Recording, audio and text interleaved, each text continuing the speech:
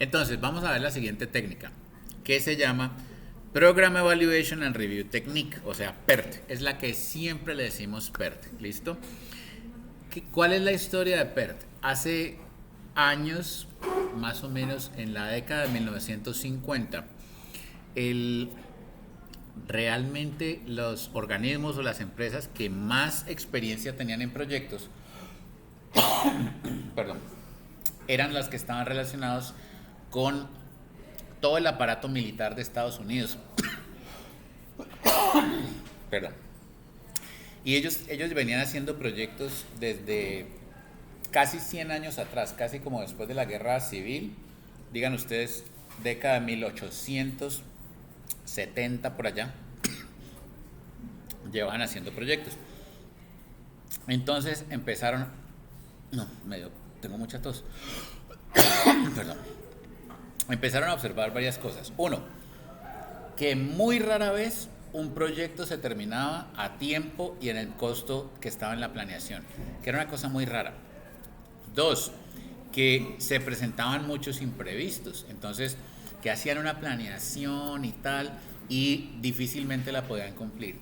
Tres, empezaron a observar también que a pesar de que había muchos proyectos muy diferentes, también habían proyectos que tenían cosas similares, tenían como relación de tipos de actividades entre ellos. Entonces, por ejemplo, hacer un barco de tal tipo, diseñar y construir el primer ejemplo de un barco de tal tipo, no es lo mismo que hacer, diseñar y construir el primer ejemplar de un barco de tal otro tipo. Sin embargo, las fases de diseño, las fases de pruebas de tal cosa, las fases del diseño eléctrico, no sé qué, sí eran parecidas en complejidad y duración. Entonces, con base en todo esto, no me acuerdo si fue un proveedor de la Marina o del Ejército, que hacía muchos contratos, todavía de hecho existe esa empresa, le dijeron, venga, hagamos alguna técnica o alguna cosa que reconozca que las actividades tienen inherentemente una cierta variabilidad en su duración. Y se pusieron a mirar desde un punto de vista empírico los registros que tenían de la duración de las actividades y encontraron que había una ¿cómo se llama? Es una distribución de probabilidad que más o menos parecía ajustarse desde un punto de vista empírico a la duración de las actividades. Entonces, vamos a hacer unos apuntes aquí, miren. Un primer supuesto o un primer asunto que se usa aquí es que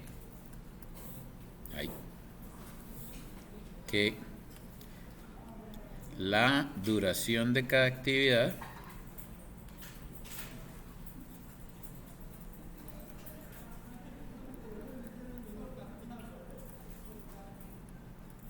es una variable aleatoria.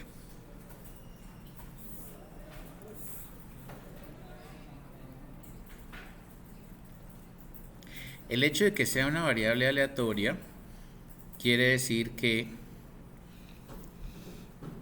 yo puedo estimar cuánto va a durar, ¿cierto? Pero tengo como la claridad de que no siempre va a durar exactamente eso. Puede durar un poco más o puede durar un poco menos. Esa es como la lógica del asunto. ¿Y eso de qué depende? Pues de que el resultado o los factores que intervienen en esa actividad tengan un desempeño optimista, tengan un desempeño pesimista o tengan un desempeño según lo esperado. Por eso es que hemos estado viendo esos tres tiempos, ¿ya? Si vieron en la prueba corta, hay uno que dice como el mínimo, otro que dice el más probable, el que siempre usamos, el most likely o el M, y otro que es como el pesimista, ¿ya? Entonces esa es la cosa. La variable aleatoria, entonces, en estos casos de estas duraciones de las actividades, se dice que sigue una distribución beta. Y de hecho en la literatura de los lenguajes de programación, la distribución a veces la llaman beta o beta proyectos o beta para proyectos. Bueno, entonces, 2. Entonces, buscamos o recogemos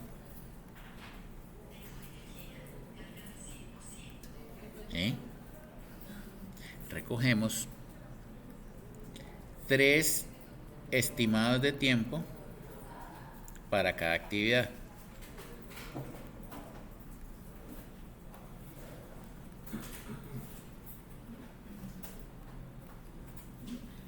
Esto también tiene otra utilidad, miren, y es que si uno está haciendo un proyecto que de pronto tiene un contenido de trabajo nuevo para uno, pues uno no va a tener registros históricos de 100 veces que ha hecho una misma actividad. Si yo soy, por ejemplo, constructor de proyectos de vivienda de prioridad social o de interés social, y ya he hecho varios proyectos en Cali, he hecho otros proyectos en Ibagué y otros proyectos en Popayán, de golpe yo ya he puesto una plancha de un edificio más de 100 veces. ¿Sí o no? Si yo he hecho unidades con muchos edificios y muchos pisos y he hecho 5 proyectos en Cali, 5 proyectos en Ibagué, 4 proyectos en Popayán, bendito, yo tengo recogido una información de cuánto me demoro en esa actividad de poner la plancha para uno de los pisos, tan tan. Y entonces ahí tengo una gran cantidad de información al respecto. Pero si yo estoy haciendo, por ejemplo, por decir algo, estoy haciendo un nuevo producto y tiene una formulación con unas sustancias que antes no hemos usado, ahí sí de pronto no tengo un antecedente, no tengo 100 piezas de información de cómo se desarrolla con esos nuevos ingredientes, ¿sí? Hagan de cuenta, una empresa farmacéutica que hace genéricos, ¿cierto? Y hasta ahora los productos que ha hecho son sobre todo para el dolor. Entonces tienen para el dolor de cabeza, tienen para el dolor muscular, tienen para el dolor de pronto de dientes, articulaciones, no sé qué. Tienen en el espectro de productos para ayudar al dolor. Y resulta que ahora se van a meter en un nuevo producto, ¿cierto?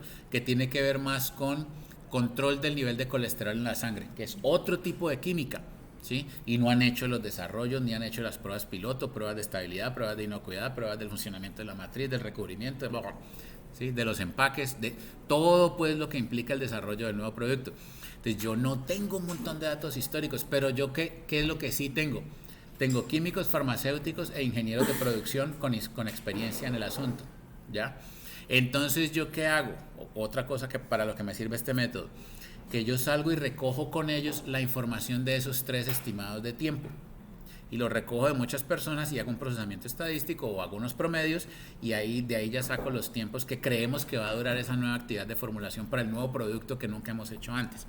Entonces, los 3 estimados de tiempos se llaman A. Este es el tiempo optimista.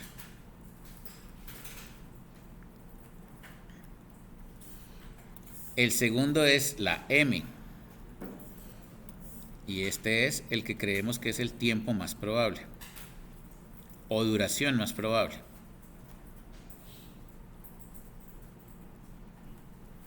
Y la B,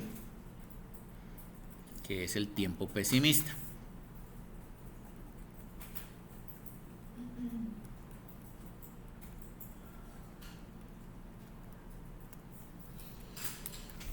Porque, ¿qué es lo que pasa?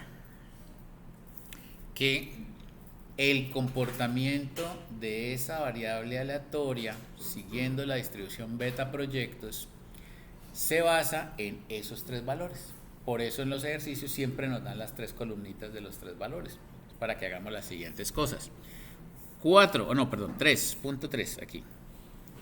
Punto 3. Entonces, la duración esperada de una actividad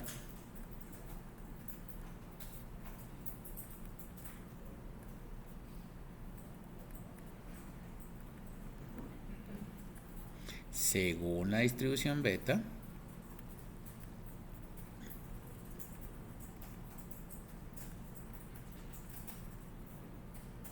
es Entonces, esa duración estimada la vamos a llamar T. Y T es A más 4 veces M más B sobre 6. Observen que ahí le estamos dando más peso al tiempo más probable que a los otros 2 tiempos. Esa es característica de la distribución. ¿Listo? Esa es característica de la distribución. Esa distribución suele tener más peso en el centro, o sea, más posibilidad de que mi valor resulte estar cerca al más probable. Sin embargo, ojo, fíjense que hay una cosa chévere allí, y es que la A y la B están por separado y no es obligatorio que sean simétricas, la A y la B. ¿A qué me refiero? Por ejemplo, si a mí me dicen que el tiempo más probable es 10, si a mí me dicen que el tiempo más probable... Ay, caramba, no he quitado el palito. Ahora sí. Si a mí me dicen que el tiempo más probable es 10 y me dicen que el tiempo optimista es 8, no es obligatorio que el tiempo pesimista sea 12. ¿Sí ven que aquí hay 2 de distancia y 2 de distancia? No. No es obligatorio que sea así. Entonces, ¿qué puede pasar? Que yo diga, mire, lo más probable es 10. ¿Y qué tan rápido lo puede hacer?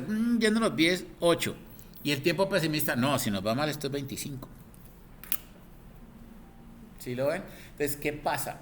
Que la distribución beta no necesariamente es simétrica. Es decir, de pronto, por más que yo me esfuerce, hay factores técnicos que hacen que la A no pueda ser tan chiquitica. La A no puede ser tan chiquitica.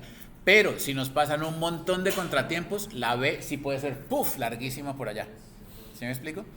Y lo contrario también puede pasar según la característica técnica propia del trabajo de otra actividad, donde resulta que la A puede ser muy pequeñita, una duración súper breve, ¿cierto?